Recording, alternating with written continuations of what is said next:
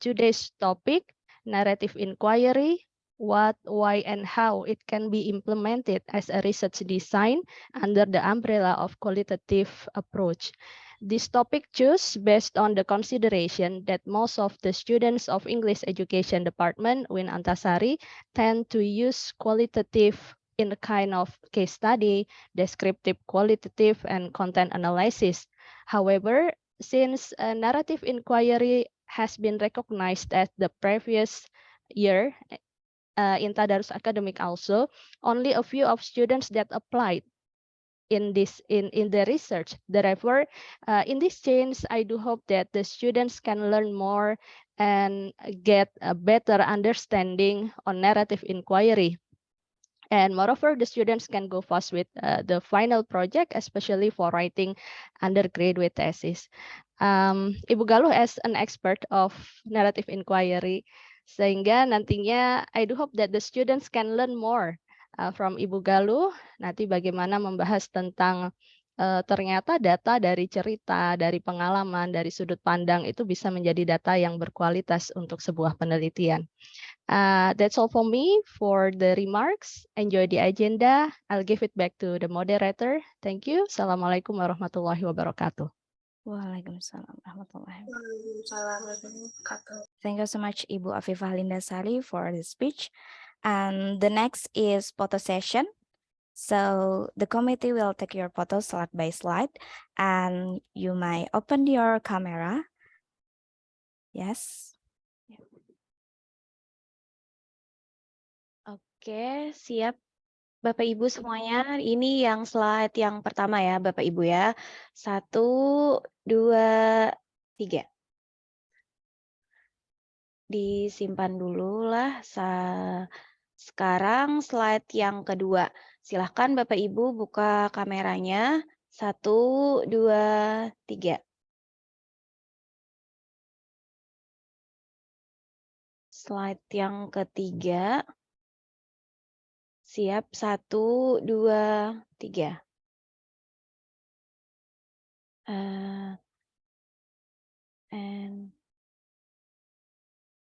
Oke, dan slide yang terakhir. 1, 2, 3. Sudah. Ya, thank you very much Bapak Ibu. Kembali ke moderator.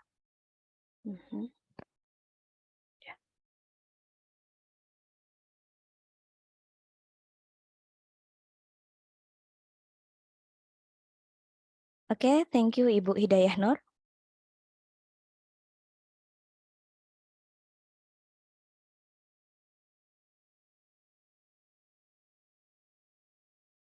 So,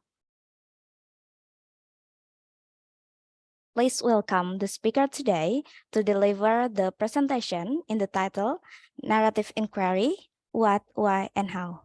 Please welcome Ibu Dr. Hajah Galuh Nur Rahmah, MPD, MID. Yeah, thank you very much, Ibu Hairutun Nisa. Yeah. Assalamualaikum warahmatullahi wabarakatuh. Waalaikumsalam wabarakatuh. Bismillah, alhamdulillah, la haula wa la quwata illa billah. Asyhadu an la ilaha illallah wa asyhadu anna Muhammadar Rasulullah. Raditu billahi rabba wa bil islami dina wa bi Muhammad sallallahu alaihi wasallam nabiyya wa rasulah. Rabbi zidni ilma warzuqni fahmi. Very good morning, everybody. Yeah, to the Honorable, the Head of English Education Departments, Ibu Afifah Linda, and then the Secretary of English Education Departments, Ibu Hidayah Nur.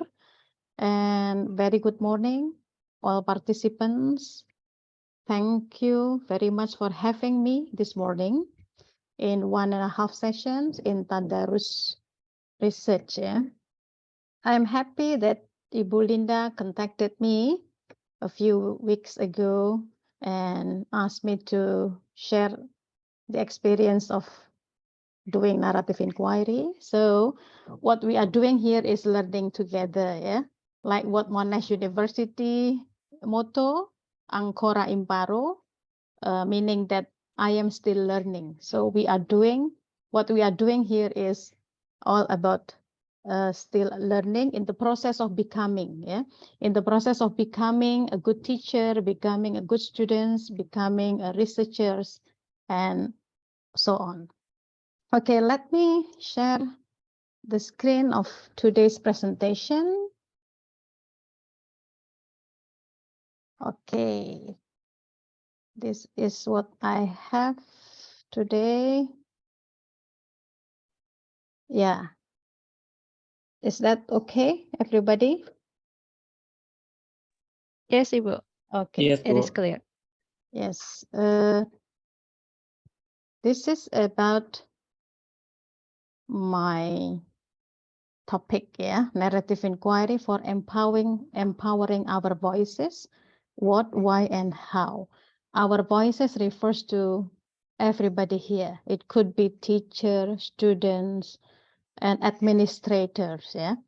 I choose this title because it's really close to our self. Okay, let me begin with sharing my experience because this is about narrative inquiry. Experience is the key words of this topic. My first engagement with narrative inquiry was in 2007. Yeah, it's quite long time ago. Yeah, it's how many years? It's around 15. Yeah, 15 years ago, I engaged with narrative inquiry for doing my master thesis at Monash University. At that time, I felt that I want to do something that really close to my activity. We have case study actually, we have case study, we have phenomenology, we have descriptive qualitative, we have ethno methodology. But again, when one of my lecturer offer this kind of method, it attract my attention. Attract my attention. Oh, this is it sounds nice ya. Wah, ini sesuatu yang menarik. Kita bisa menggunakan experience using a story as the data. Therefore, I decided to write my master thesis by using narrative inquiry. Luckily, I had a supervisor who concerned much on narrative inquiry. Professor Brenton Tukey. And I formulate my title into Facing the Complexities of Writing, My Journey as Learners of and Teachers of EFL Writing. In this case, I use my own experience. So that's very possible, Ibu Bapa and all students, that you can use your experience, your story to be the data and then and recollect the data for doing research. So at that time, I was a teacher of EFL writing, but at the same time, I was also students of EFL writing. Therefore, I wrap my idea into this point. Why I see writing is very complex. We all know that writing is complex skill. So I put into narrative inquiry as my thesis, and fortunately that my two examiners appreciate my works, and high distinction for my thesis. So this is the highest score for doing master thesis. So this is my first engagement. Now I use my narrative inquiry, the narrative inquiry in all my research practice. For my master thesis, this is the example of research question I have for my master thesis. The first one, what learning and teaching experiences have been important to me? This is the way I see my own learning and my teaching experience. or my teaching story, my teaching journey and learning journey, which is important. Remember, in narrative inquiry, not all experience are important. The most narrative inquiry is a matter of selections. We have to be able to select which insightful experience, which experience that has turning point to us. And then number 2, the research question is, how do these experiences shape my understanding of EFL writing? And number 3, what can I learn about my teaching and learning experience by writing about them? So everybody will have this kind of sense, yeah. Even the experience would be different, but remember that everybody has experience to share. Yeah, this is the function of narrative inquiry, to give us a space to share our experience for other teachers, for other students, from our personal knowledge into professional knowledge to others. This is the spirit of narrative inquiry. And then we are going to discuss about some ethical issue in narrative inquiry. Yeah? And next, 2017, for my dissertation, I used narrative inquiry at UM. The examiner said that, Ibu Galuh, at least at UM, this is the first. So you know that 10 years time milestones, yeah, 10 years I brought from Melbourne, from Monash University, and then I brought into UM, and the examiner said this is the first at UM, at least at UM, yeah. But now the discussion on narrative inquiry very intense, yeah, very intense, especially some colleague from Universitas Negeri. So UNS itu juga intens sekali melakukan metode ini. So this is our time, yeah, to use this one. This is my dissertation, Teachers' Reflections on and Students' Experience in Collaborative EFL Writing and Narrative Inquiry. I use biographical writing here. It is different from the first one. The first one is autobiographical writing, and then the second one is biography writing. So you can grab the idea that narrative inquiry could be telling about ourselves and others. Yeah. This is my dissertation, and this is my research questions on my dissertation. What teaching experience using collaborative EFL writing have been important to the teachers? This is about the teacher's point of view.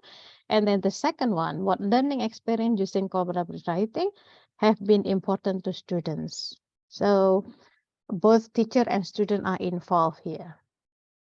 Okay, that's my experience in my for my engagement in narrative inquiry.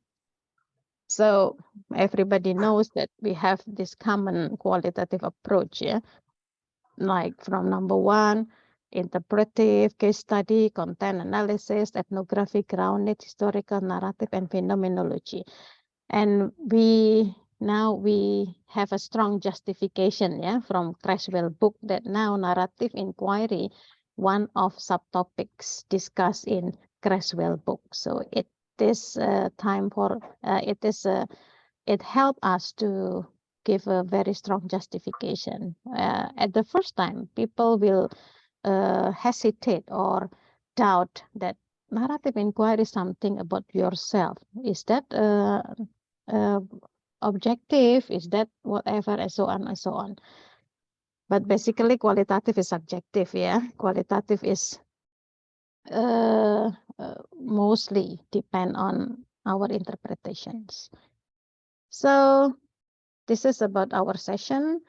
The session is to introduce narrative inquiry, raise your awareness on what is narrative inquiry, terms of narrative inquiry, characteristic of narrative inquiry, and what goes on in narrative inquiry. Yeah. So this is narrative inquiry or narrative research. So when Some publications or some books mention two different terms.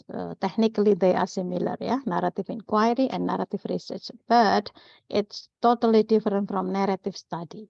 Yeah, this is different. This is different story, different thing. Narrative study is different thing, but the technical terms for narrative inquiry is narrative research or narrative inquiry. This is a qualitative research that focus on studying a single person and then gathering data through collection of stories, reporting individual experience, and discussing the meaning of experience for the individual. And also, narrative inquiry is a way of understanding experience and stories. Remember, everybody is storyteller. When somebody asks you, tell me about, langsung itu kan, narsis keluar. Self-centernya keluar, ethnocentrismnya keluar. So we use this kind of capacity to be academic works. Yeah. And next, because we are talking about story and experience, who provides the story? It could be children or students in this case, or young learners. Maybe you have experience teaching English for young learners. Yeah, they could provide the story. Teachers, of course. Teachers have a bunch of stories to share related to their teaching practice. They will have sweet and sweet memories, yeah, bittersweet memory, bittersweet story, up and downs, ya. Jatuh bangunnya, manis pahitnya selama mengajar itu pasti ada. Bu Linda Afifa itu enggak menjadi Bu Linda seperti ini, pasti mengalami jatuh bangun, naik turun, tragik, dramatis, humoris mungkin ya juga ada. Terus pokoknya lucu, saya pertama ngajar itu begini. Nah, siapa yang mau menangkap itu? Yaitu narrative inquiry. Jadi Bu Khairitun Nisa bisa menjadi having very good English proficiency. It takes a very long process and very long journey. Yeah, so this is kind of story that you can provide in your narrative inquiry, and also administrators. Yeah, and then other educational personnel. It could be stakeholder, it could be headmaster, it could be IT staff, and etc. So here the story could be provided by those kind of aspect. Yeah, and then again, let me give you technical terms for narrative inquiry, because some publication will have different kinds of terms. Yeah, so we just be aware of different kinds of terms, but basically they are similar. From you may have biographical research, yeah, or autobiographical research, and another publication you will have life history and oral history research, self study. Nah, ini juga sering digunakan ketika menggunakan autobiografi, itu self study bisa sering dipakai. And then personal experience and life story. Yeah. So you will have different kinds of terms instead of narrative inquiry. And yeah, yes, we know that narrative inquiry have major characteristics. Yeah, the first one is individual experience. The experience should be lived experience. Harus experience yang memang sedang pengalaman hidup, bukan cerita orang di masa lampau. Jadi pengalaman hidup kita. Ya, jadi memang lived experience. And because this is about story, so the chronological orders of the experience is one of the characteristic. It should have past, present, and future. It should have the flow of the story. Yeah, and then collecting individual stories, okay, and then restorying. Yeah, you have to collect the stories and then restorying. Number 4. Restorying, don't think that you have to make very new story. No, restorying it is completing something that maybe something that you miss in interview, the first interview, and then you go to the next interview. Itu saja. Restoring jangan dianggap sebagai aktivitas membuat story baru, bukan. Hanya melengkapi saja. Mungkin instrumennya menggunakan tertulis lalu ditindaklanjuti interview. Nah, melengkapi yang data interview ke dalam tertulis tadi itulah restoring. And then this is like qualitative ya, coding the themes, and then context or setting, because this is story, so we have context and setting. And the last one, collaborating with participants. It means that when you involve biographical writings, you have to get in touch with the participants. So next, potential topic for narrative inquiry. Yes, as the learners, you have these potential topics. Learners and learning strategy. All students here will have different kind of learning strategy. Ini potensial sekali. Mahasiswa yang saat ini sudah sangat excellent, pasti tidak se-excellent sekarang. Pasti dia punya proses, punya cerita itu tadi. Awalnya begini, selanjutnya begini, dan seterusnya. And then motivations. Persistence, this is interesting topic ya, as learners. Persistence, tangguh ya, ketangguhan. And then autonomy, learning with technology, yeah, again, especially in online learning, you deals with many platforms to use. This is learning with technology. And L2 literacy.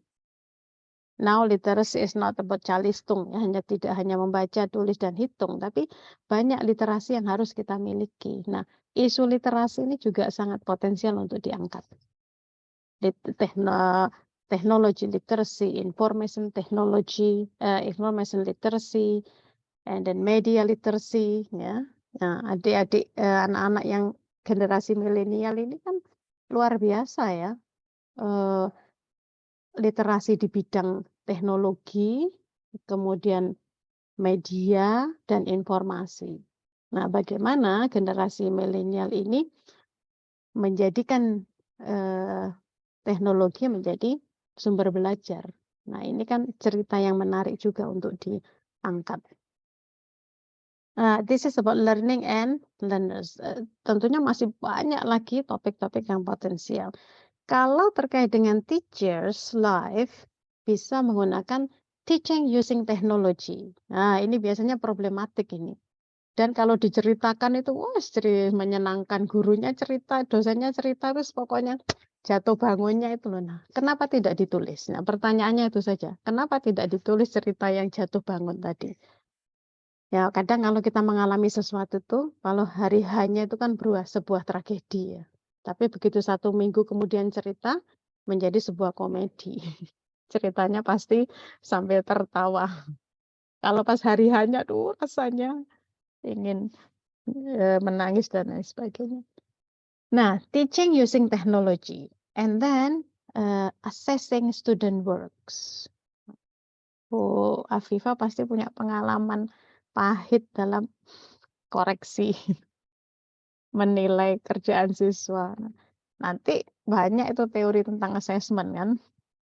Lalu teaching experience like what I did in my thesis ya, in my master thesis, my teaching experience in teaching writing. And then teacher training, PPG itu potensial sekali tuh, guru-guru PPG itu sekarang diminta saja untuk menceritakan pengalamannya selama PPG jadi data itu. And then mentoring. And now we have issue on identity. You can have teacher's identity. as a EFL teacher, as a researcher, as a trainer, and as a mentor. This is about identity. In my master thesis, I involved the issue of identity because my position is Indonesian student who learn in Australian context. Itu kan identity clash-nya kuat sekali ya. Jadi di tesis S2 saya di Australia itu saya menceritakan bagaimana saya menulis bahasa Inggris ketika di Indonesia dan di Australia. Saya ceritakan itu benar, kalau di Indonesia itu saya takut salah. Ya, karena aduh nanti grammarnya gimana ya, nanti pasti saya diperiksa tentang ininya, jadi sudah kena mental duluan. Nah, ternyata ketika kuliah di Australia ternyata beda, mereka menggunakan standar yang berbeda dalam melihat sesuatu ya. Jadi you have make a good points, you have a good idea and etc. Jadi seperti orang pintar sedunia. Nah, jadi situasi ini yang saya tulis di dalam tesis saya itu, cerita saya sebelum saya analisa. Yaitu itu kan datanya. Datanya cerita bagaimana saya menghadapi Indonesian context and Australian context in providing my writing. Nah, termasuk kekagetan saya ketika it's okay to use I in Australian context. Di tesis saya itu bahasanya I. Sementara di konteks Indonesia kan menggunakan kata I dalam academic writing tidak biasa. Biasanya the author, the writer, the researchers. Nah, itu saya bahas di salah satu pembahasan. Oh, ternyata ini juga tidak terlepas dari aspek budaya.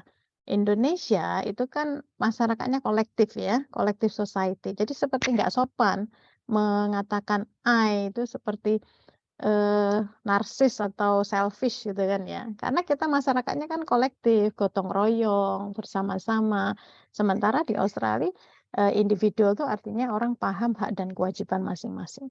Nah, cultural clash itu kan akhirnya tidak lepas dari identity. Nah, seperti ini contohnya, your identity as teacher or your identity as researcher and trainer would have a very insightful experience. Yeah.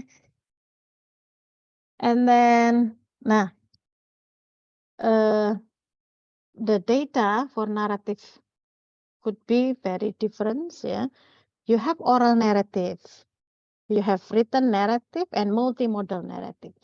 Oral narrative could be collected from interview. Nah, biasanya kita sendiri kadang-kadang lebih suka ketika ditanya daripada menuliskan cerita ya. Lebih baik ditanya dalam bentuk oral narrative. Itu boleh interview ya. And then written narrative. Nah, biasanya written narrative itu kita bisa melihat mungkin beliau-beliau atau partisipan punya diary atau language learning history, bisa itu dimanfaatkan atau menggunakan narrative frames, kerangka cerita. Itu bentuknya nanti datanya tertulis, kalau yang di atas kan data interview kan datanya oral. Nah, ada perpaduan oral, written and symbols or pictures, itu multimodal narrative.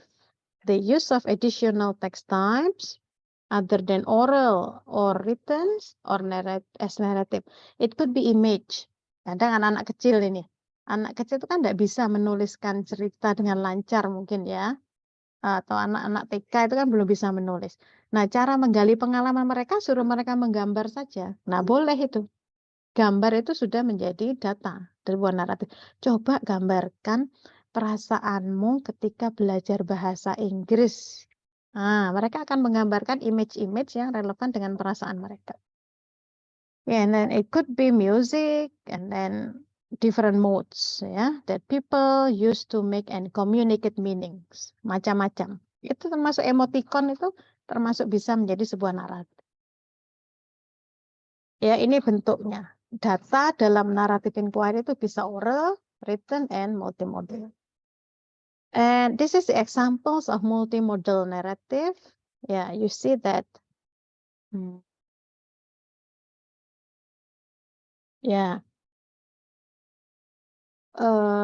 Narrative from children's, Yeah, this is the way they express about their English, and followed by the pictures. Yeah, you can see kids ya speaking English. Nah, ini kan cerita tentang dia sendiri. Termasuk yang kedua, not many student in Malkan including me. Dia jujur memang di sini. Memang naratif itu ya yang paling penting itu kejujuran.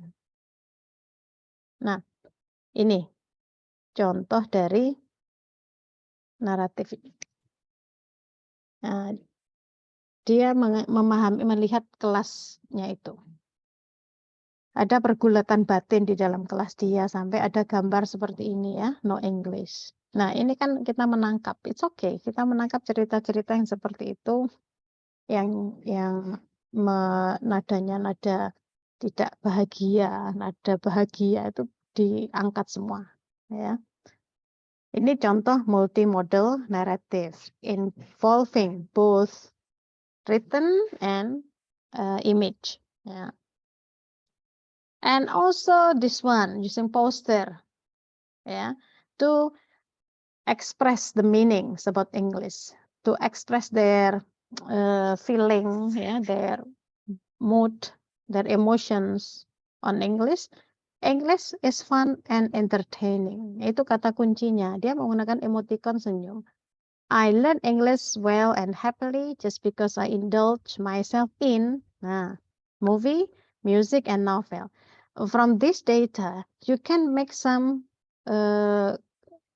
conclusion that these participants improve their English by using many different media, music, movie, and novel. So this is a multimodal narrative, that's open in narrative inquiry.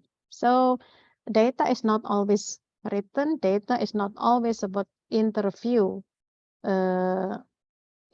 protocols, but you can use this multimodal. Okay, so this is the way the procedures, the procedures of doing narrative inquiry. The first one, this is just like qualitative, most qualitative research practice, starting from identify a phenomenon that address educational problems. Kan sifatnya kualitatif itu apa sih? Kan untuk to explore, different from quantitative, to examine. Jadi kita mulai dari tujuan itu saja. Kamu ingin membuat skripsi, tujuannya apa? To examine, ya berarti ke kuantitatif. Kalau to explore, Ibu, berarti kualitatif, ya. To explore the phenomenon. Dengan catatan fenomenanya harus ada kan. Nah itu. Identify a phenomenon and then purposefully select. Remember, qualitative is never random. Yeah. Qualitative is purposeful, purposive, ya. Qualitative is not random. The more the better, itu kan kuantitatif ya. Di kualitatif itu kan paling utama richness-nya. Purposefully select an individual to learn about the phenomenon. For example, my dissertation, I choose writing teachers. Writing teachers yang mana? Padahal banyak. Yang orientasi pembelajarannya ke proses approach. Student yang mana? Student yang 3 semester berturut-turut ikut kelas yang menggunakan collaborative writing. Atau you have to set the criteria, ya. And then collect the stories. This is the data collection. You have to collect the stories. Bisa interview, bisa memberikan narrative frames, kerangka cerita, atau bisa disuruh menggambar, collect the stories from individual that reflect their personal experience. And then number 4, restory or retell the individual story. Artinya, you have to mix or combine data from interview, data from narrative frames, and the image into a complete story, not reconstructing the story from the very beginning. And then number 5, collaborate with the participants, yes, of course, as the storyteller. and then write a story, and the last one is validate the accuracy of the report. Yeah, just like what we have in qualitative. And finding in narrative, the issue of finding in a narrative, the important issue concerned with both quality and ethics of data analysis is rigorous. It means that the data should be analyzed thoroughly and the data analysis procedure should be applied systematically.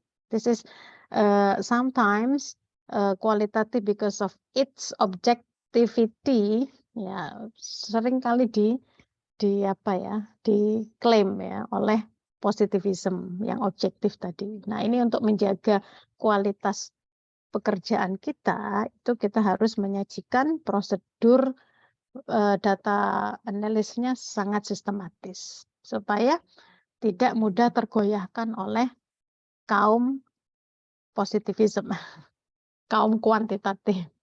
Apalagi kita cerita loh ya, cerita itu kan rawan ya, rawan bohong, rawan ketidakjujuran. Nah, itu. Nah, sehingga kita bisa mengantisipasi dengan membuat data analysis procedures which is very systematic. And that's trustworthiness. This is about credibility and transferability.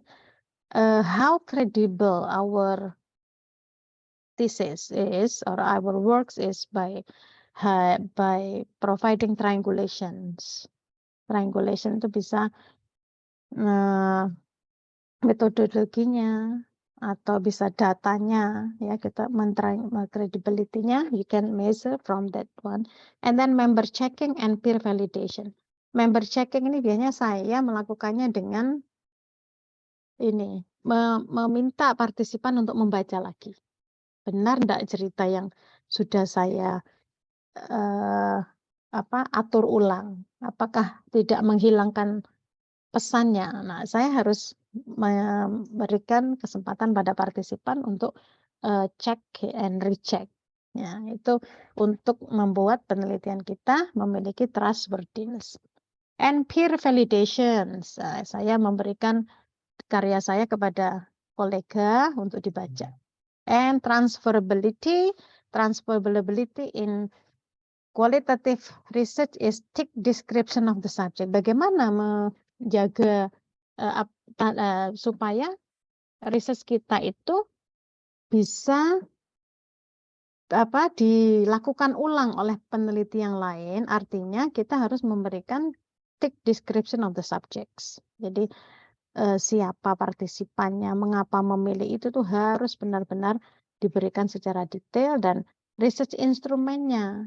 Nah, kalau bisa digunakan oleh peneliti yang lain, berarti itulah the idea of transferability in qualitative. Jadi research instrumennya jelas, lalu interview protokolnya juga bisa diikuti, bisa diterapkan ke penelitian yang lain. That's transferability. Proses pemilihan partisipannya juga jelas, sehingga peneliti yang lain yang ingin melakukan yang sama bisa melakukan itu. Nah, the highlight given by Barghuizen, yeah, this book is very good book for us because we are doing it in educational context. This is about narrative inquiry for educations. Barghuizen highlight that narrative inquiry is the only methodology that provides access to language teaching and learning as lived experience. Remember, the only, ya, satu-satunya yang bisa menangkap lived experience, ya, different from case study. Case study beda data kan, datanya yang dicari beda. Nah, live experience-nya ini yang ditangkap oleh narrative inquiry. And narrative inquiry has also tended to develop identities as learners or teachers of second or foreign language. We are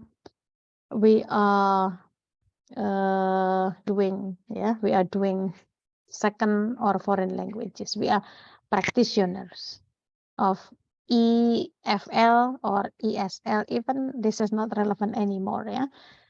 Nah, identitinya pasti akan muncul. Kita orang Indonesia yang belajar bahasa Inggris. Nah, itu pasti ada cultural clash, ada conflicting situation that make us that commonly happens in our practice.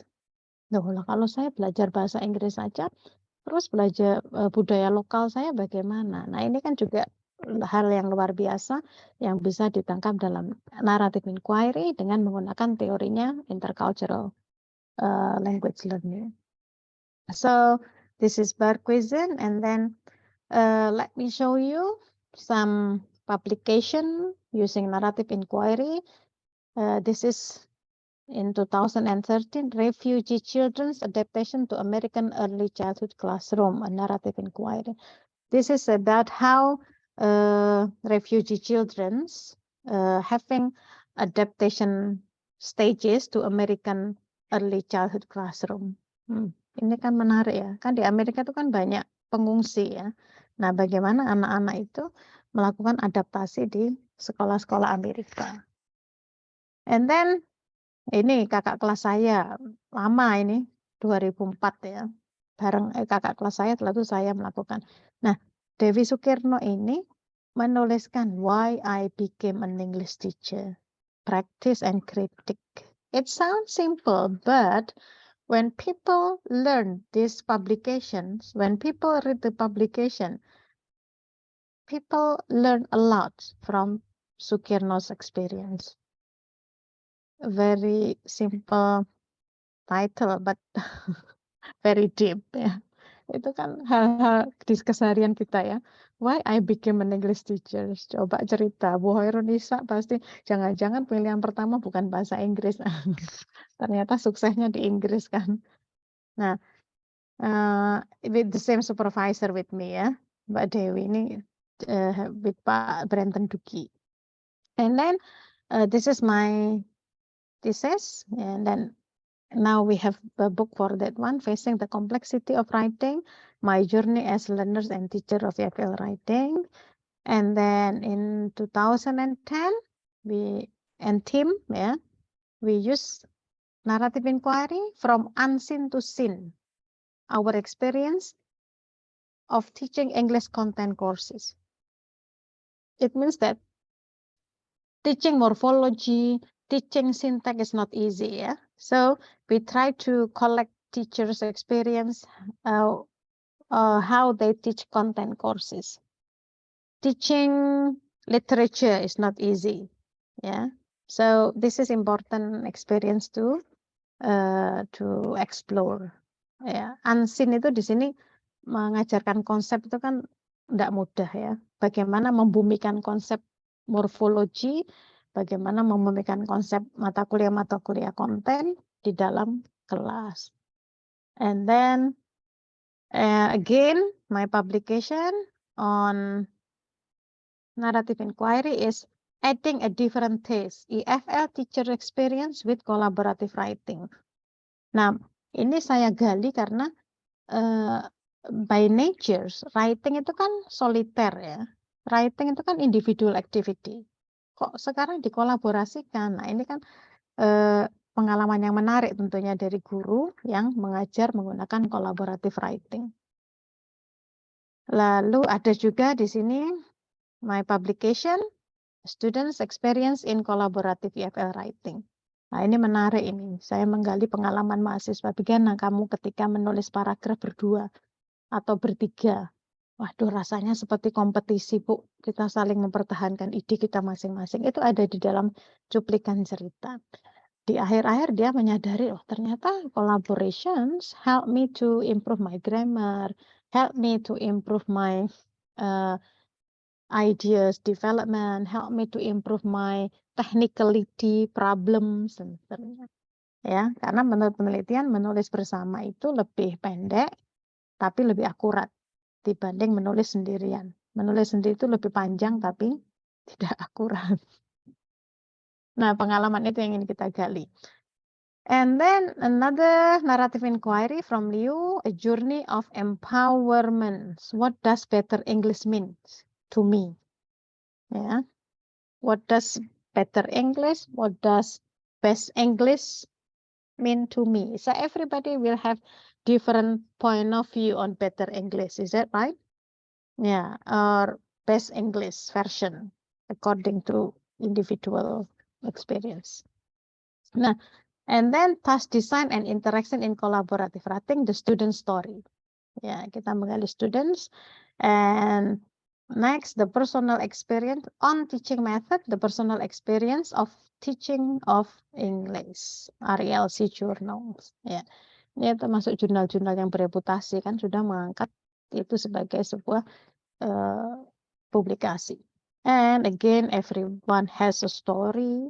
Yeah, remember, we are all storyteller. We all live in a network of stories. There is not a stronger connection between people than storytelling. It means that we want to make a connection with other people, other student and other teacher by storying our story, by telling our story, by narrating our experience. This is to make the connection between people in a larger context. And what is your story? Yeah, question for Bu Afifa. Question for Bu Hoirunisa. After this session, you have to contemplate yourself. Ya. Merenung apa ya cerita saya yang menarik untuk saya angkat sebagai life lessons, ya, sebagai life lesson as a lesson learned for others teachers. I give you example of narrative frames. I use this narrative frame for my dissertations. Jadi saya berkembang di 2007 itu saya murni menggunakan cerita saya. Di 2017 ada dari Berghuizen itu tentang narrative frames. Narrative frame is a written story template consisting of a series of incomplete sentence and a blank space of varying length. So who will make the narrative frame? The researcher. And the researcher give a prompts in the narrative frame. Therefore, the participant could narrate their story, not start from the very beginning to something not clear. Yeah. So the prompt here or starter statement here will help the participant to write their story based on what you want. For example, I am an English learner. The first time I learned English writing was blah blah blah. Ini kosong, ini nanti partisipan yang menulis. When my teacher asked me to write paragraph, I felt blah blah blah. I like or dislike when. Nah, sampai in my writing classroom, I wanted my teacher blah blah blah. This is probably blah blah blah. In the future, I'm going to try to blah blah blah. This is the end of my story. Nah, apa yang bisa kita lihat dari frame ini? Urutannya harus ada past experience. The first time. Pertama kali saya belajar menulis dalam bahasa Inggris seperti ini. Nah, di tengah-tengah ini yang present. Lalu, in the future, future experience. Future experience is about aspiration. Future experience about hopes. Ya, intinya in the future I hopes or I want, ya, bla bla bla. Nah, itu kronologinya. This is the characteristic of narrative frame that it provides chronological order of the story. Okay. Yes, as a closing remark, narrative is a research tool to accommodate students and teacher stories. Okay, don't worry that you don't have stories. There is a call. There is a call for student and teacher to share their stories. And then it's time to share your personal knowledge to be accessed as professional knowledge for teacher and students. Yeah. So let me tell you about the book that you can access. This is from Creswell, 4th edition, Educational Research. In Creswell books, you have one subtopics on narrative inquiry, but Creswell used narrative research, not narrative inquiry. Ya, narrative inquiry itu digunakan oleh pakar yang lain, seperti Klandinin. Kalau Gary Berghuizen menggunakan narrative inquiry, Creswell menyebutnya sebagai narrative research. And this is a book from Gary Barguizan. You can download for free from ebook, Narrative Inquiry in Language Teaching and Research. This is very close to our situation because we are doing English education and very practical, very operational. Yeah, you can follow the procedures and then you can adapt the instruments like narrative frames. I adapted from Barguizan's instruments to my research situations. And this is my books, about facing the complexity of writing. Okay, thank you. And we will have a very stimulating discussion. Remember, our spirit is learning together. Okay, thank you, Bu Hairunisa. Yeah. Okay, thank you so much, Ibu Galuh, for giving us an interesting topic today, about narrative inquiry. So, for all participants, now come to the question and answer session. Yes, please, if you have a question, please raise your hand or open your microphone or write your question in the chat box. Oke, ini Ibu sepertinya sudah ada. Oke, from Bapak Sofian. Oke. Okay, there's a question. How to analyze? How to analyze? Bagaimana menganalisisnya? Mengkombinasikan analisa hasil tulisan dengan sistematik functional linguistik, lalu dengan tematik analisis untuk cari tempat mereka. Apakah ini cukup atau Ibu ada saran? Begitu Bu, dari Bapak Sofian. Ya, Pak Sofian ya. Ya, terima kasih Pak Sofian. Dalam mengkaji, saya tertarik untuk mengkaji kesulitan mahasiswa dalam academic writing yang dihadapi mahasiswa yang punya basic writing in English yang masih kurang. Saya berencana menggunakan narrative inquiry juga untuk mengkaji faktor yang menjadi problem.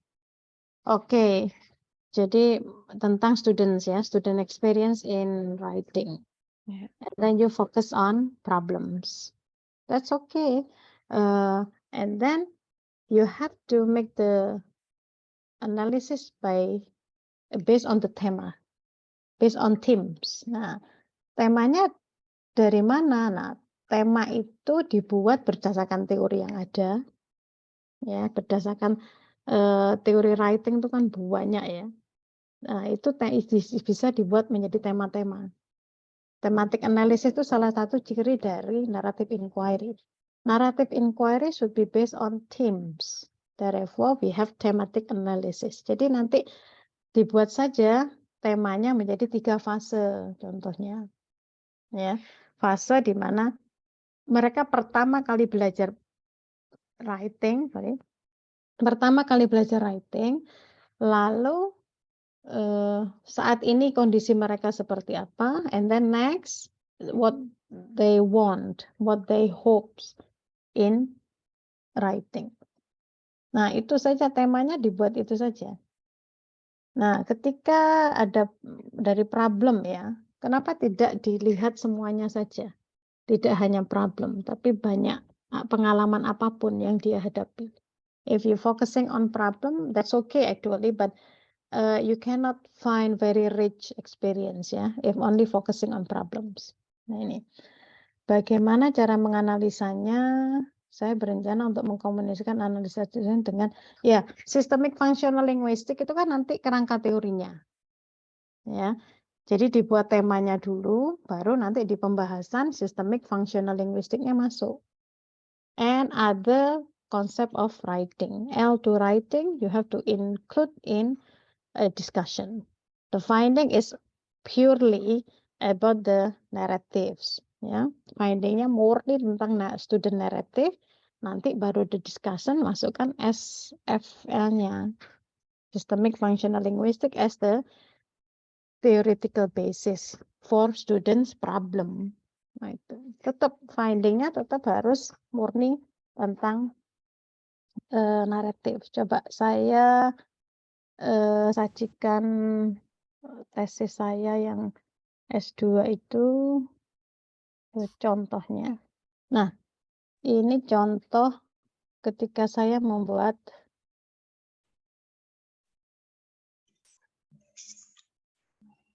chapter 2 itu kajian teorinya.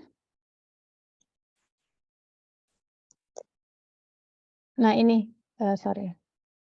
Ketika nanti di data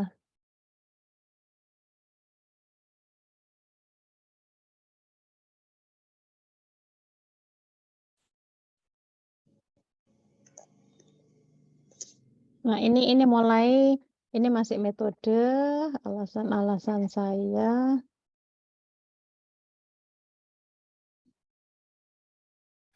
Nah, ini narrative and analysis. Ini mulai masuk analisa. Saya senang menulis di sana karena boleh memberi kutipan di atas di setiap bab kutipan yang terkaitnya. Tidak biasa ya menulis tesis memberikan epigraf di atas. Nah, ini Pak, jadi learning experience. Ini saya sebagai student. Learning writing in bahasa Indonesia. Saya menceritakan my learning experience in bahasa Indonesia.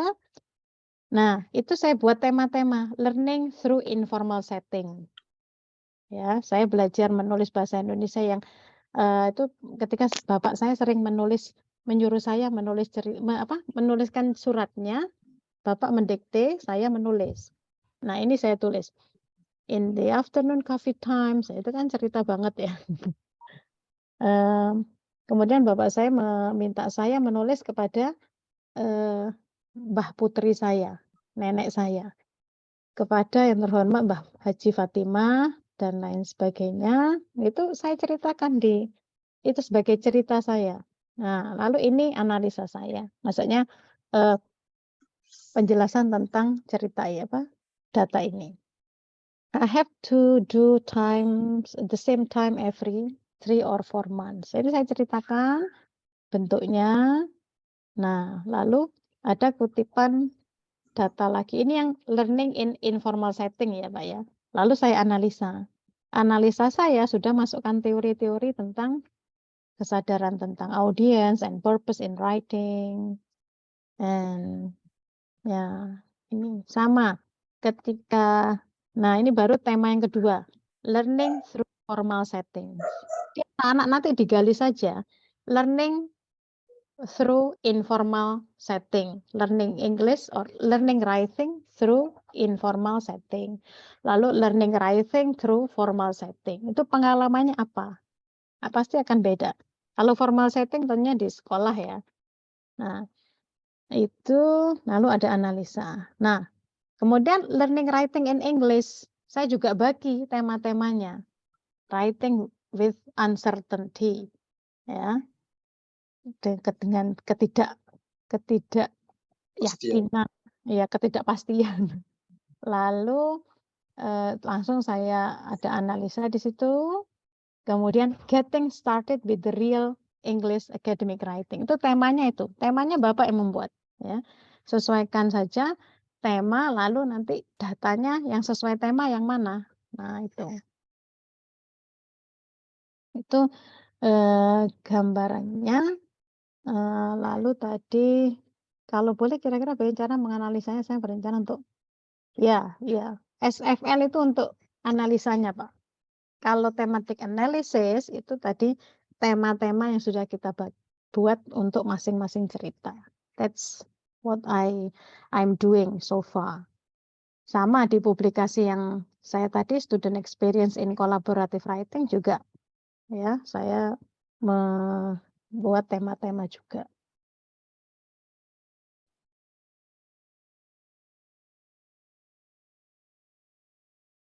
Ya, oke.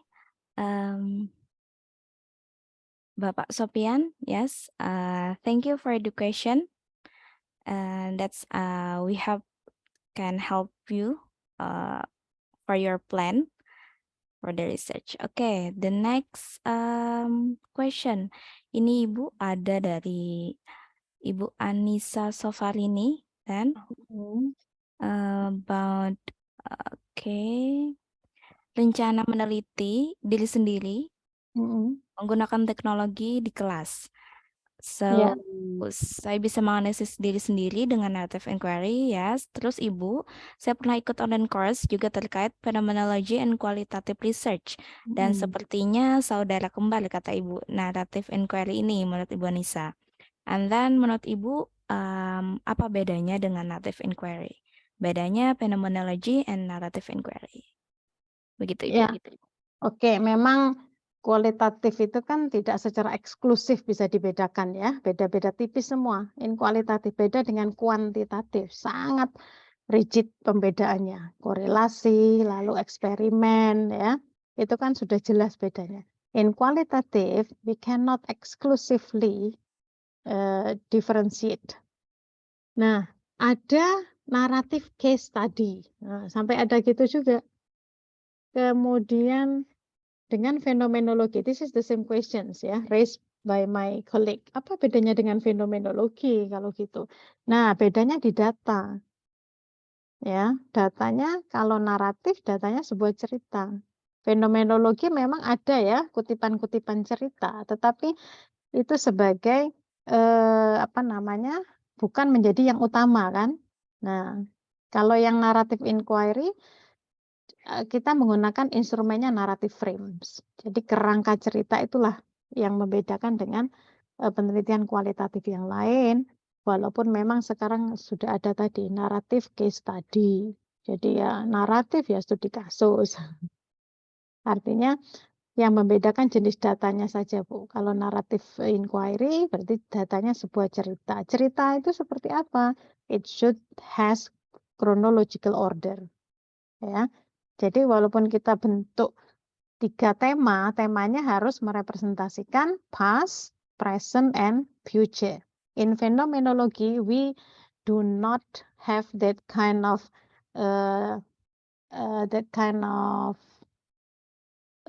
aspects ya. Itu kalau fenomenologi kan mengalir saja ya.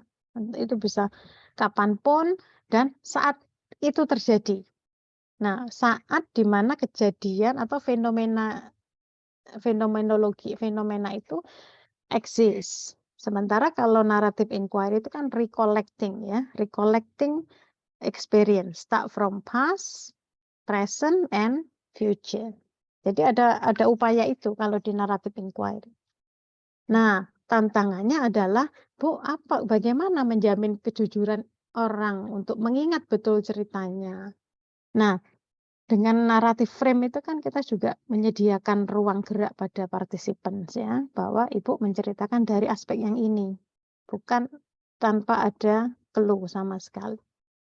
Lalu ada ethical issue yang lain adalah honesty. Ya, ketika orang bercerita tentang dirinya sendiri itu kan cenderung menjadikan superhero ya. We are not superhero who can solve the problem of the world. Jadi kita harus jujur di situ. Makanya tadi naratif inquiry itu kelebihannya bisa menangkap jatuh bangun, manis, pahit, yang tragis, yang humoris, yang dramatis. Nah, itu ditangkap semua di dalam cerita kita nanti. Pasti nanti ada turning point ya, ada poin-poin yang terus merubah, oh begini toh ceritanya. Nah, itulah yang bisa menjadikan naratif itu menjadi sesuatu yang bermakna untuk menceritakan membuat cerita kita yang bagi orang biasa-biasa saja menjadi pengalaman profesional. Ya, oke. Oke, thank you Ibu Ibu Anissa for the question. Anissa Savalini, we hope that can help you for the next research. So, if you have more question, Students, I think. yeah, students. It's time for Okay. you to, student kan biasanya senang ya kalau suruh cerita. Iya, Senang kalau suruh eksis. iya, dan baru banget juga Bu buat students. Iya. So, Jadi student, you can start from your experience in learning speaking, for example. My struggle, buat judul-judul yang saya kira nanti dosennya sangat open, ya. The teacher will be open to accommodate your titles. My struggle atau my. Nah, saya pernah Profesor Zuraida dari Malaysia itu, beliau profesor di bidang linguistik, penderita kanker. Beliau meneliti menggunakan NI ini dengan judul The Narrative of Illness. Cerita sakit gitu. Beliau menceritakan pengalaman pribadi dan teman-temannya penderita kanker dari 3 fase. Fase pertama divonis kanker, fase kemo, nah, lalu fase ketika dinyatakan bebas kanker. Bagaimana cerita beliau itu menghadapi 3 tema tadi Pak Supiani ya. Nah, temanya bisa seperti itu Pak Supiani. The first time having cancer, and then chemo and free from cancer. That's the example of thematic analysis. Jadi tema itu yang membuat kita asalkan sesuai dengan kronologi cerita. Yang pertama kan pas itu ketika divonis ya. Nah, ketika menjalankan kemo itu present. Nah, ketika bebas kemo itu future, present dan future masuk kan. Ke depan saya ingin seperti ini loh. Itu menarik, judulnya itu sudah eye catching ya, The Narrative of Illness. Itu kalau mahasiswa biasanya kan kreatif membuat status nih. Jadi, bagaimana cerita itu bisa ditampung. Iya. Oke. Ada lagi ini Bu, the next question from Bu Elis Hamsini. Bu, narrative inquiry explore the participants' past, present, and future. What should we explore from the participant future? Is their plan, their hope, or their prediction? Okay, good questions. Thank you for the questions, Bu Elis ya. Their hope or their predictions, both Ibu ya. It could be both hopes. Nah, ini for example from my publications, student experience in collaborative writing. Ini judulnya standar sebenarnya. Jadi,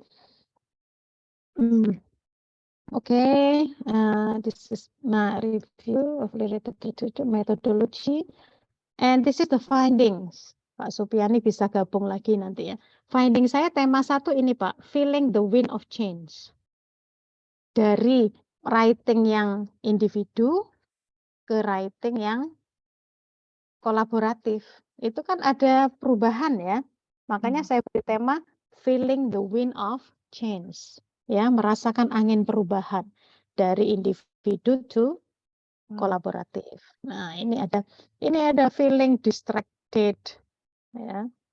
Feeling distracted and confused. Nah, difficult not knowing anyone. Kan kerja kelompok itu kan nggak tahu orang ya. Nah, terus I want to compose case A, my partner intend to case B. Nah, itu kan ada pertarungannya di situ. Nah, itu banyak sekali pengalaman ketika pertama kali disuruh berkolaborasi. Lalu tema yang kedua, viewing now and then.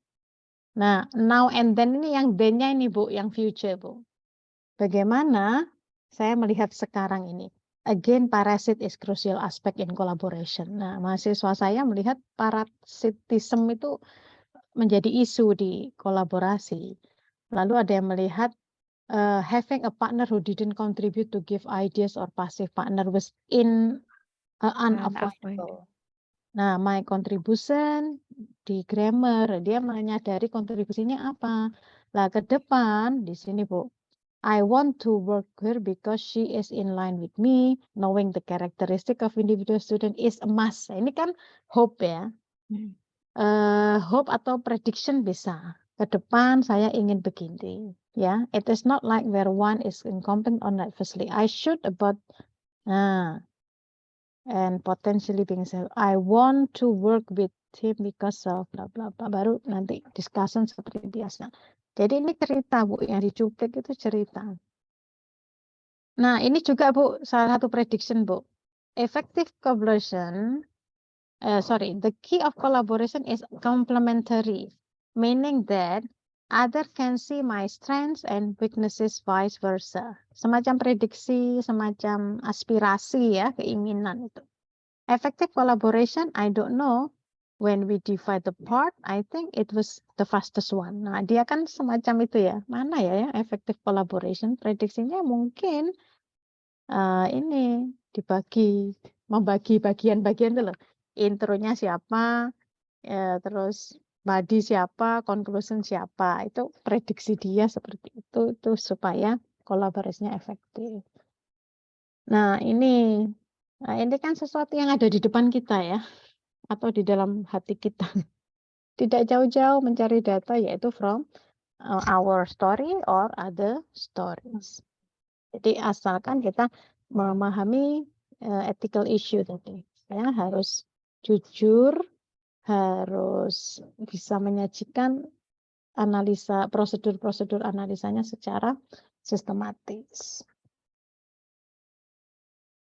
Oke.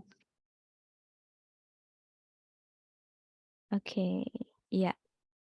Itu Ibu Alice. Okay, about the future or hope or prediction for students. Yeah. So another question. Ya, student is Student? open ya. Yeah, yang mau still confused about methodology for thesis? Nanti Bisa kalau mau tanya judul ke Bu Galuh boleh. ayo students yang masih bingung ya Bu, boleh menggunakan narrative inquiry, Ya. belajar, boleh tanya ini lagi bersama Ini Ibu Galuh. alhamdulillah dosennya sangat terbuka dengan metode ini karena tidak semua tempat bisa open to this kind of Yes. research methods. It happened in postgraduate programs ya somewhere. So my supervisor still think that this is not research Ibu bla bla bla. So justifikasinya jelas. Bukunya Creswell, bukunya Barkhuizen itu merupakan justifikasi yang bisa kita gunakan. That narrative inquiry is academically accepted. Oke, Ibu, can I ask you a question? Oke, Bu Nur Ya. Hidayah. Mungkin Bu Nur nggih, ya. Orang Banjar mungkin juga, Bu. oh ya. Ibu saya ya. Sampit. Oh, ini makanya nama Ibu Galuh ya, Bu ya. Galuh. Galuh itu nama memang khas Banjar ya. Ya, Ibu, jadi saya sambil menunggu students yang mungkin ingin bertanya, jadi saya dulu mungkin ya, Bu ya, bertanya. Ya, Bu, terima kasih banyak, Bu, untuk materinya hari ini. Sangat-sangat menarik sekali dan sangat-sangat berhubungan dengan English language teaching. Nah, Bu, kebetulan saya in Indonesia aja ya, Bu ya, supaya lebih mudah. Nah, kebetulan Bu, saya punya salah satu mahasiswa bimbingan skripsi dan dia mau meneliti tentang dengan menggunakan narrative inquiry. Nah, but the problem Bu, ketika partisipan di sini mencari partisipansnya dia yang susah karena di sini Bu topiknya itu memang agak sensitif topik ya. Tapi sebenarnya tidak yang terlalu sensitif sekali karena topiknya ini Bu tentang writing anxiety faces by English Education Department in finishing draft of thesis proposal. Nah, sebenarnya kan ini hal yang sangat menarik kan Bu ketika dia mencoba untuk menggali data tentang writing anxiety yang dialami oleh English Education Department dalam finishing draft of thesis proposal. Karena kadang-kadang ya Bu mahasiswa ini lama sekali mungkin menyelesaikan proposal skripsinya ya Bu ya. Nah, dan dia ingin meneliti tentang itu. Tapi ternyata Bu ketika dia mau meneliti susah sekali dia mendapatkan partisipansnya yang bersedia untuk digali datanya karena ini merupakan hal yang sensitif karena tidak semua kan Bu orang tuh mau ditanya tentang kenapa sih kamu tidak bisa menyelesaikan proposalnya apa ini segala macam. Nah Bu dalam hal ini tapi alhamdulillah Bu mahasiswa ini yang bimbingan saya alhamdulillah sudah mendapatkan orang yang bisa mau menceritakan tentang pengalaman mereka Bu. Nah di sini Bu cara mengatasi masalah untuk yang pemilihan participants itu seperti apa ya Bu supaya membuat participants itu lebih terbuka mau bercerita karena tidak semua orang Bu mau bercerita mungkin tadi kebalikannya dari yang apa yang sudah kita pikirkan selama ini mungkin students itu suka bercerita ini ya Bu ya segala macam tapi tidak semuanya kadang tidak bisa menceritakan hal-hal yang menurut mereka ngapain sih ditanya tentang yang finishing thesis proposal seperti itu ya Bu ya. Nah mungkin adakah tips and trick dari Ibu untuk cara mendapatkan partisipan supaya mereka mau berpartisipasi berpartisipasi ya Bu ya.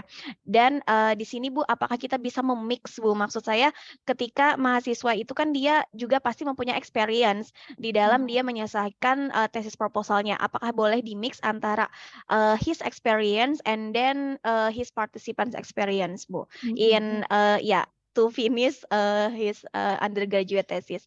Okay Bu, I think that's all for my question. Thank you for the chance and wassalamualaikum warahmatullahi wabarakatuh. Waalaikumsalam warahmatullahi wabarakatuh. Okay, Bu Nur Hidayah. So you are lucky ya having students who are interested in narrative inquiry. Yeah. Now, qualitative research, the selection of the participant is based on voluntarily participation. Jadi itu prinsip yang harus kita pegang, bahwa kualitatif itu memang tidak bisa dipaksa, harus sukarela. Gimana kalau nggak dapat Bu? Ya merekrut lagi yang sesuai dengan kriteria yang sudah kita setting up. Nah, anxiety, anxiety is maybe is very sensitive ya at the first time. Mungkin dibuat yang umum dulu ya, students experience in writing thesis proposal. Nah, nanti ketika experience-nya keluar semua, baru dikategorikan mana yang best practice-nya dia, mana yang strategi yang bekerja buat dia, mana yang termasuk anxiety tadi. And what she wants nanti muncul. Jadi keep the storytelling process is something that really lived. Ya, bukan langsung diarahkan ke anxiety. Karena kalau itu kena mental tadi ya. Sudah nulis proposalnya kena mental, ditulis tentang anxiety. Nah, diarahkan ke yang umum dulu. Tell me about your experience in thesis writing, Mbak atau Mas. Oh ya, waduh pokoknya nanti ketemu itu drama-dramanya akan keluar semua itu. Nah, diminta mengalir saja. It's around 40 minutes lah ya. Tapi teman saya tuh ceritakan, Bu, saya wawancara sampai 2 jam. Waduh, itu hebat ya. Kalau not happy using interview, diberi narrative frame tadi. Ya, yang kerangka cerita tadi Bu Hidayah itu, it helps the participants to feel free to express. Kalaupun masih kurang narrative frame-nya, kasih yang empty box saja, yang kosongan. Nah, tapi ada starternya tetap. Ada statement starter. Nah, let the story go naturally. Ya, baru nanti ngelompokannya, oh ini yang anxiety-nya di sini toh. Nah itu. Seperti punya saya yang student experience in collaborative writing, juga saya tidak langsung ke unhappy experience-mu apa? Tidak, Bu. Tapi semuanya, both happy and unhappy experience harus kita tampung semuanya, baru nanti jadi berapa jurnal nanti itu Bu. Yang happiness in writing proposal and unhappiness in writing. Jadi 2 jurnal itu. Nah, to guarantee the participant secure ya, security. Langsung aja dipastikan cerita ini nanti kan disamarkan ya namanya ya.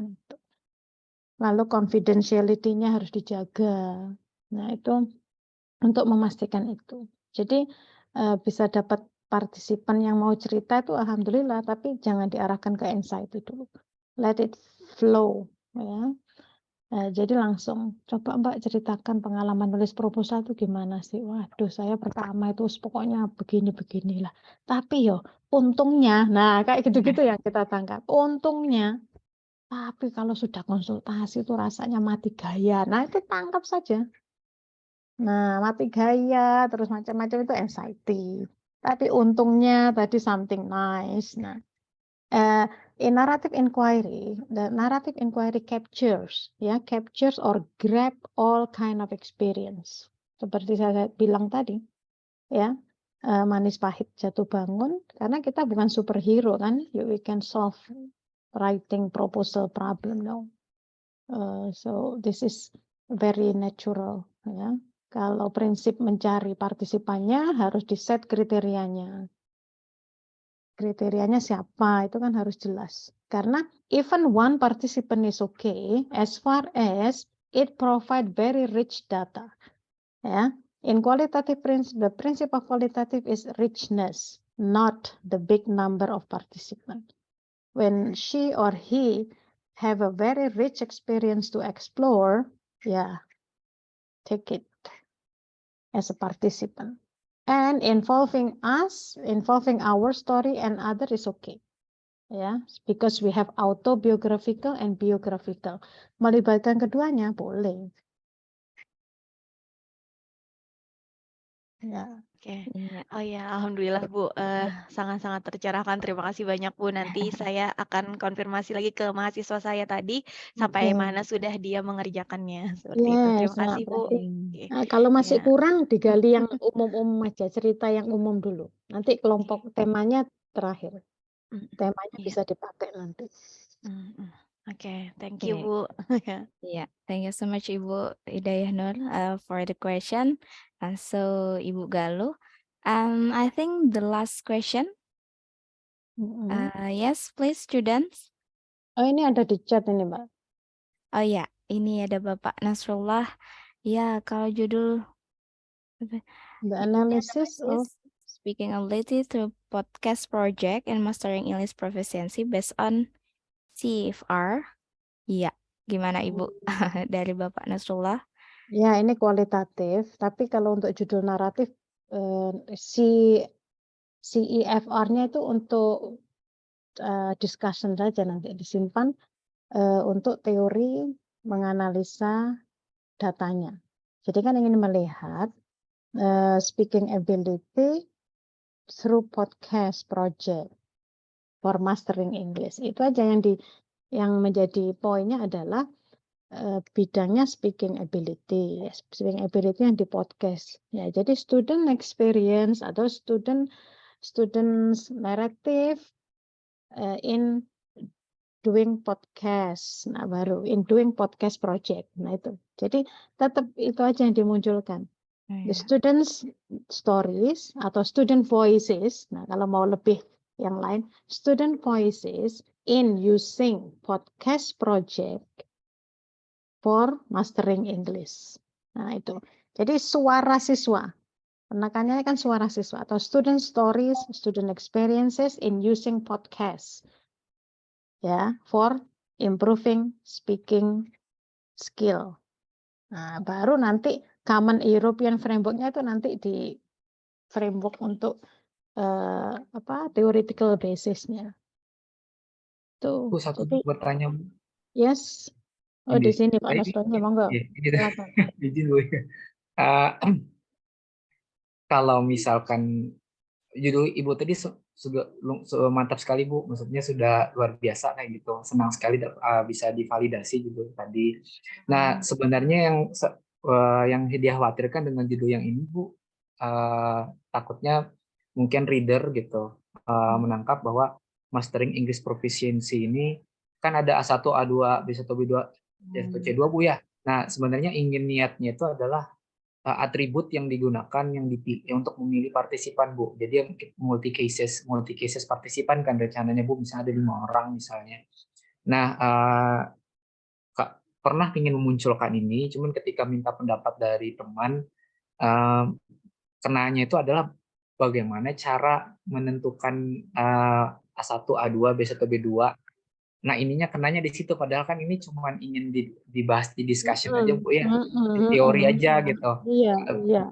Bukan untuk minta validasi dari orang yang punya sertifikat yang bisa menjadi A1 itu, bukan itunya dimaksud kayak gitu. Nah, tapi nanti ya kira-kira.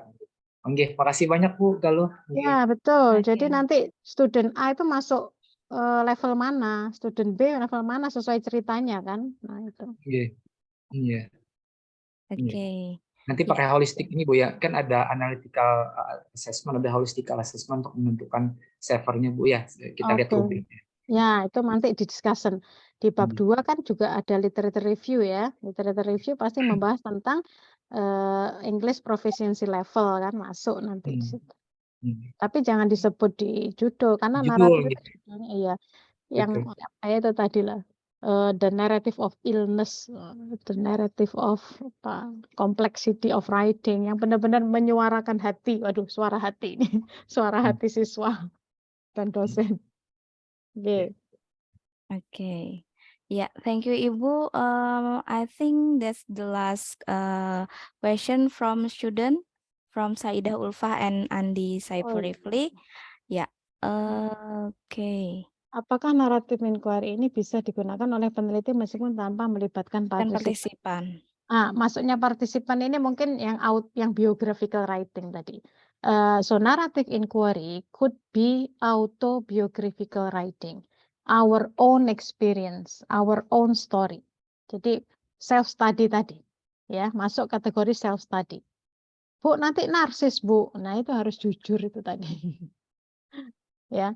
Nah itu nanti harus jujur menggunakan bercerita tadi, ya. Jadi melibatkan peneliti artinya you are writing autobiographical, you are using autobiographical narrative inquiry, not biographical narrative inquiry. This is like what happened in my master thesis. I use autobiographical writing, while in my dissertation and other publication, I use biographical writing. So you are welcome, ya.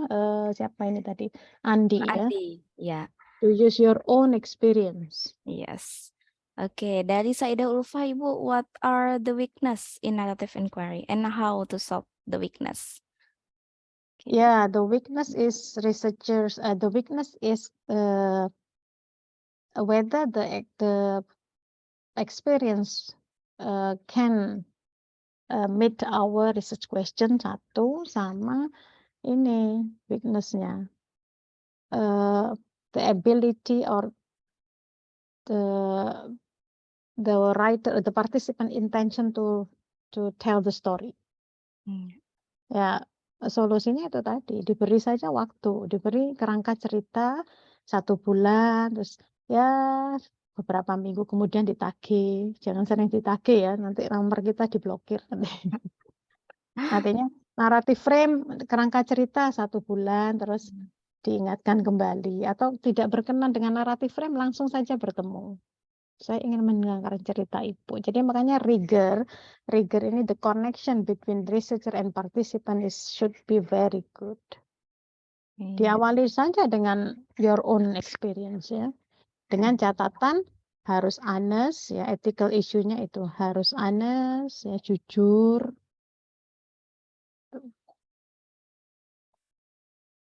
Yeah. Okay. I think that's all for our discussion today, Ibu. And Okay, I will share the slide, ya. Share the slide to Mbak Bu Afifah, ya. Yeah, thank you so much, Ibu. Yeah. Boleh, Bu. Jadi Beserta nanti. contohnya yang tadi, Bu, ya. Mungkin bisa dari artikel atau master tesis Ibu untuk contoh mahasiswa ketika menulis. Iya. Ya. Okay. Okay. Thank you for all participants who. Oh, we have Bu Rusdia. Bu Rusdia is the. Assalamualaikum Ibu. Aduh, mohon maaf ini Bu. Makassar. Terlalu sedikit ini, tolong panitia. Mungkin kami ada saran tadi teman dari berbagai provinsi itu cuma kuotanya 100 Ibu. Jadi kami semua masuk. Iya, mohon maaf Ibu. Iya, bahkan dari Brawijaya, dari UGM ada yang mau masuk tidak bisa karena kuotanya cuma 100. Saya dari tadi ini bolak-balik akhirnya bisa masuk. Padahal menarik sekali ya, kalau bisa nanti kami minta juga rekamannya lah kalau ada. Iya Bu, menarik ini sekali. mohon maaf ya Bu ya. Ini kami Iya, sudah Bu, merekam Bu, cuman nanti kami 100 upload di orang, YouTube. jadi Iya, mohon maaf iya. Bu. Iya. Iya, Bu. Iya. Terima kasih Bu Rusdia. Bu Rusdia Iya, ini sama-sama, adalah Bu bendahara Galuh. ALPI, Selamat sukses Bu Asosiasi Galuh. Linguistik Harapan Indonesia. Iya. Iya, Lanjut Bu. next bisa di Makassar deh, di UMI Makassar. Iya. Insyaallah. Iya. Oke, makasih. Sukses semua ya dari Iya, Antasari juga. Bu. Sukses, Oke, ya. thank you Ibu Makasih. sudah Iya. join. Oke. Iya, Bu. Yeah. Okay. Thank you for the question and also Ibu Galuh for the discussion.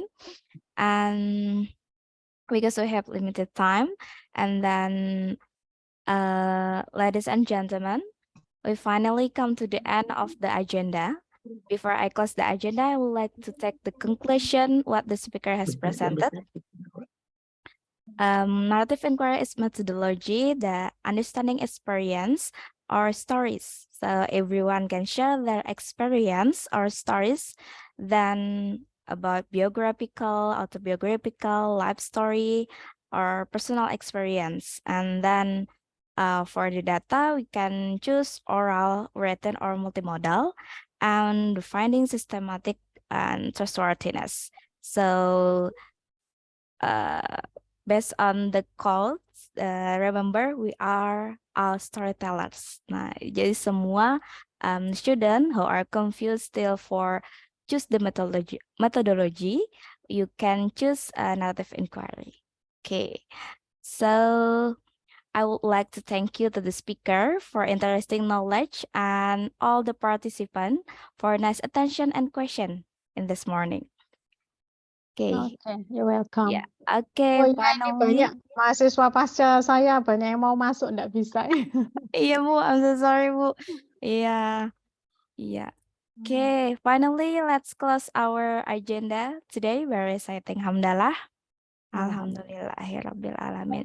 Thank you so much, and then as a moderator, I'm so sorry for any mistakes, and thank you. The last I say wassalamualaikum warahmatullahi wabarakatuh. Waalaikumsalam. Terima Waalaikumsalam kasih, warahmatullahi Direktur. wabarakatuh. Terima kasih Ibu Galuh dan Bapak Ibu yang Oke, sudah hadir di sini. Galuh. Terima kasih. Thank you, Ibu Oke. ada yang Bapak. Kenal oke, ya. salam Ya. katanya ada mahasiswa Ibu Galuh katanya. Oke. Oh, salam. Nggih, nggih. Dari Mataram, UIN Mataram. Oh, iya. Nggih. Sekiranya tadi kuotanya banyak, I believe bisa sampai 300-400 deh. Ini Iya, Ya Ibu. Bu, maaf Bu. akhirnya saya yang Ada di-chat Ibu, kenapa enggak bisa? Saya aja sendiri nggak bisa masuk. Oh, I see. Iya. Iya, ada Iya. kesalahan ketika iya. peminjaman Zoom, Ibu. Insya Allah Oh nanti iya, enggak apa-apa. ya Lain tadarus kali, iya, selanjutnya Bu. kita tambah Iya. kuotanya. Iya. Terima kasih.